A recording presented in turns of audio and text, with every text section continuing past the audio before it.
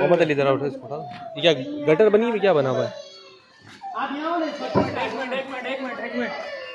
पहले बच्चे को ले लो यार, बच्चे को उठा लो।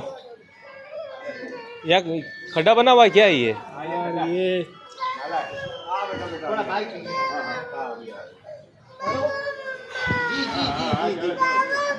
अरे कुछ भी नहीं हुआ बेटा, कुछ भी नहीं हुआ, कुछ भी नहीं हुआ, क्यों रो रहा है?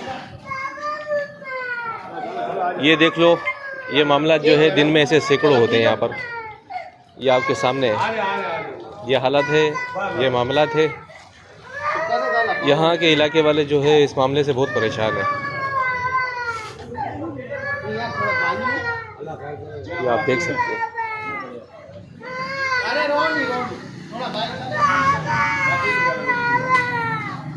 ये बच्चा जो है अभी गटर में गिरा है, नाले के अंदर। इस बच्चे के हाल देखो, ये देखो।